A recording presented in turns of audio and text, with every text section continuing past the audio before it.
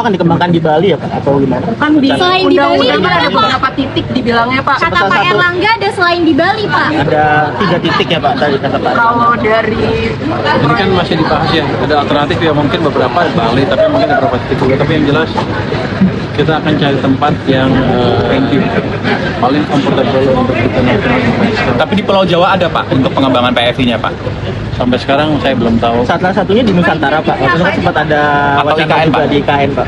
Mungkin enggak terlalu sedikit. Insentifnya apa aja, Pak? Pak insentifnya apa sih Pak? Angka-angkanya Pak? Skema yang ditawarkan apa sih Pak? Skema yang ditawarkan Pak. Insentifnya apa ya, Pak? Pajak lah. Insentifnya apa Insentifnya aja, dalam Pak? PPh badan nol gitu atau gimana Pak? Gimana Nanti Pak? kita lihat di Indonesia di luar negeri seperti apa. Gitu ya. Yang jadi Yang jelas benchmarknya di mana sih Pak? akan lebih Yang jadi Benchmark ambilnya dari mana Pak? salah satunya Dubai kan, Abu Dhabi kan salah satunya. Tapi Singapura juga sepertinya sejenis itu, tapi satu negara kan. Kita akan cari contoh negara-negara yang enclave kecil seperti Dubai dan pusat keuangan lain yang seperti itu. Tapi akan nol nggak Pak? Kalau saya ngelihat di Singapura ini kan ada tarif pajak untuk PPh-nya kan maksimal 24% tuh. Kalau Indonesia berani ke nol semua tuh gimana Pak? Bahwa kita nggak akan contoh Singapura, kita akan contoh negara lain yang punya enclave, bukan satu negara. Kayak Singapura kan satu negara kan.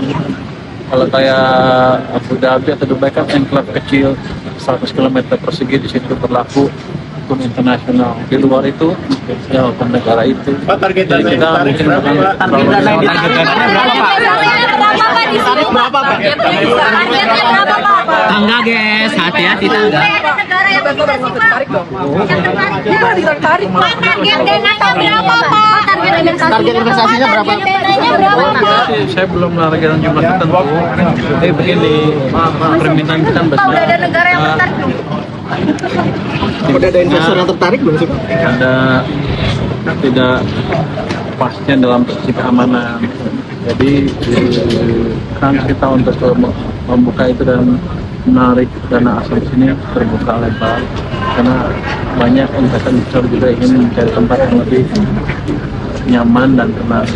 Pak, udah ada negara yang tertarik? Terima kasih ya. Market Kalau investor nggak ada belum, Pak? Yang menyampaikan ketertarikannya belum Pak? Banyak kalau kita lihat ketemu para ahli, para orang yang punya uang.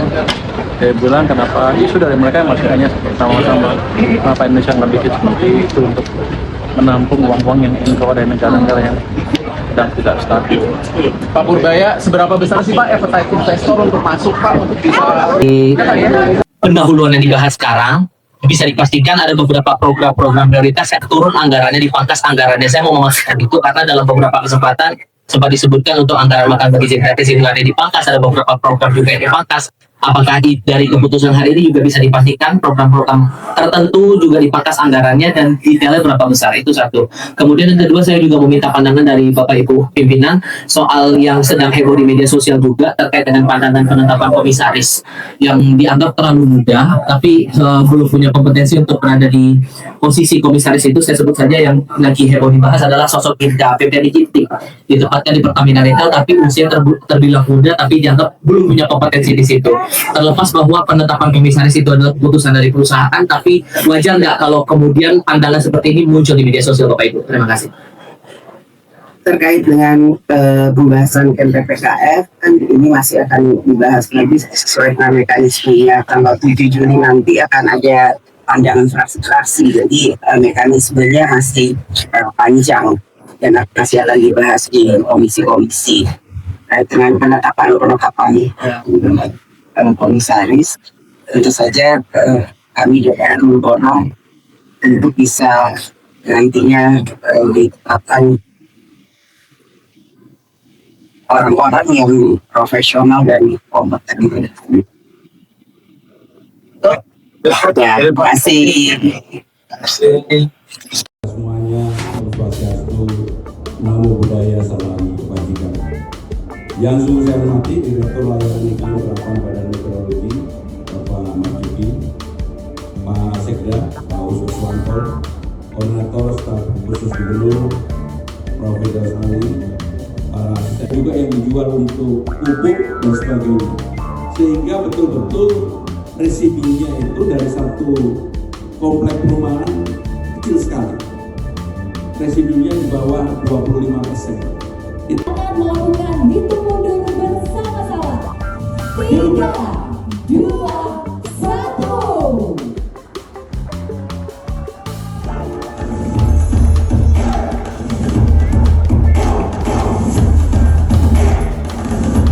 Jakarta sebagai kota global, pusat perekonomian nasional dan juga sekaligus menjadi ibu kota negara bertanggung jawab pada dirinya sendiri, pada Jakarta sendiri, untuk melakukan perbaikan penanganan sampah yang ada di Jakarta. Saya merasa bersyukur kegiatan ini disupport luar biasa oleh kelompok-kelompok komunitas. Salah satunya kita mendapatkan rekor muri ini karena hampir 6.336 lebih ekoenzim yang berpartisipasi dalam gerakan ini. Dan ini menindaklanjuti Ingup yang telah dikeluarkan oleh Gubernur DKI Jakarta sehingga gerakan ini menjadi masif. Dan kemudian juga ada Abang None dan juga ada apa kelompokmu? Ekosistem dan berbagai komunitas ternyata luar biasa yang terlibat untuk secara resmi mereka konsen terhadap persoalan sampah yang di Jakarta. Dan tadi secara resmi saya juga mencanangkan Bank Sampah Balai Kota sebagai bentuk komitmen bahwa perubahan dimulai oleh pemerintah daerah Jakarta. Dan tentunya kita bersyukur mendapatkan koordinasi yang baik dengan pemerintah pusat melalui Kementerian Lingkungan Hidup dan Menko Pangan.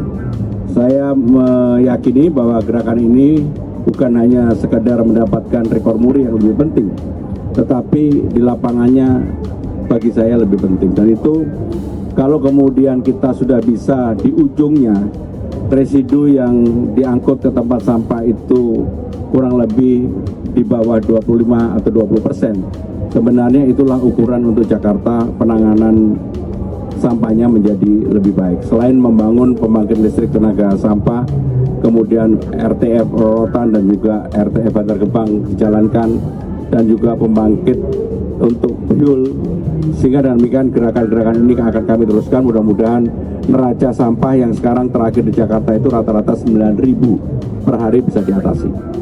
Itu yang kami sampaikan. Kalau ada lahannya milik pemerintah DKI Jakarta atau KAI atau pemerintah pusat, tentunya saya pengen tahu lebih dahulu. Tapi yang jelas Jakarta ini selalu dalam membangun Jakarta, saya memang mungkin lebih ingin memanusiakan orang. Termasuk saya tidak pernah membatasi orang datang ke Jakarta.